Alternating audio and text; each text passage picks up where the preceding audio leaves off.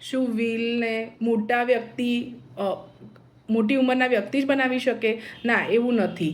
Wheel ગમે ત્યારે બનાવી શકો. જે બી વ્યક્તિ મૂડી અને મિલકત ધરાવે છે દરેક વ્યક્તિએ વ્હીલ પોતાની હયાતી વખતે બનાવી જ લેવું જોઈએ. મૃત્યુ નિશ્ચિત નથી. જ્યારે પણ મૂડી અને મિલકત આપણી પોતાની હોય ત્યારે વ્હીલ બનાવી દો એ તમારા માટે મહત્ત્વનું છે.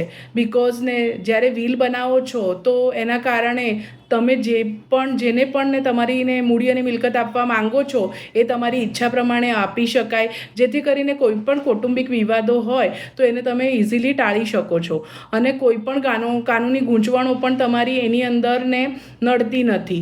કાયદા પ્રમાણે જો તમે વ્હીલ ન બનાવો તો ને તમારી જે પણ મૂડી કે મિલકત છે એ કાયદા પ્રમાણે ને વહેંચવામાં આવે છે. પણ જો તમારી કોઈ વિશ હોય તો તમારે એ પ્રમાણે બનાવવું જોઈએ. અને જો તમારા બાળકો સગીર વયના એટલે કે માઇનોર છે તો તમે તમારા બાળકો માટે કોઈ પણ ટ્રસ્ટી કે ગાર્ડિયન નિમી શકો છો, જે વ્હીલમાં તમારે જણાવી દેવાનું રહેશે.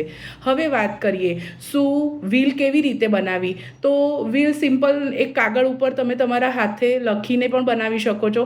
પણ વ્હીલ જ્યારે પણ તમે સહી કરો છો ત્યારે એ વ્હીલ સહી કરતી વખતે 2 સાક્ષી હોવા જરૂરી છે. અને એ 2 સાક્ષી તમે જ્યારે પણ વ્હીલને સહી કરો છો ત્યારે એ સાક્ષીને તમે વ્હીલ કરો છો એવી જાણ હોવી જોઈએ.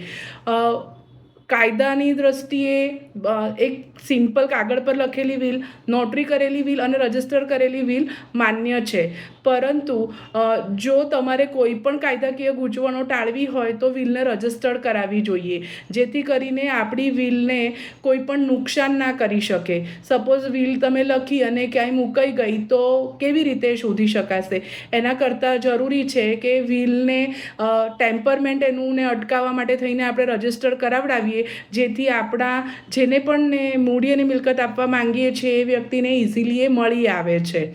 બરાબર છે. જ્યારે એ વસ્તુ ખાસ ધ્યાન રાખવી જોઈએ કે જ્યારે પણ વ્હીલ બનાવીએ છીએ ત્યારે 2 સાક્ષીની હાજરીમાં આપણે જે વ્હીલ બનાવી છે સાક્ષીને ખબર હોવી જોઈએ અને જે તે વ્યક્તિનું ગુડ સ્ટેટ ઓફ માઇન્ડ હોવું જોઈએ. જો કે સેક્શન 18 એવું નથી કહેતું કે વ્હીલ રજિસ્ટર્ડ જ કરાવડાવવી જોઈએ, નોટ કમ્પલસરી. પણ વ્હીલ રજિસ્ટર્ડ કરાવવી એ કાયદાની દ્રષ્ટિએ બહુ મહત્ત્વનું છે.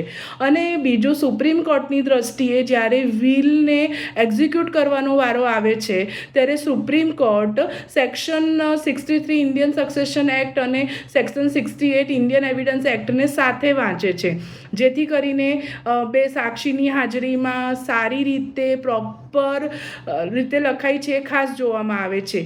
વ્હીલના ક્લોઝ કેવી રીતે લખવા, વ્હીલ કેવી રીતે એક્ઝિક્યુટ કરવાની છે એમાં કોઈ પણ ગૂંચવાળાભરા વાક્યોના કે અર્થના ને ઉપયોગ ના કરવો જોઈએ, જેથી કરીને વ્હીલ ગૂંચવાળા બને.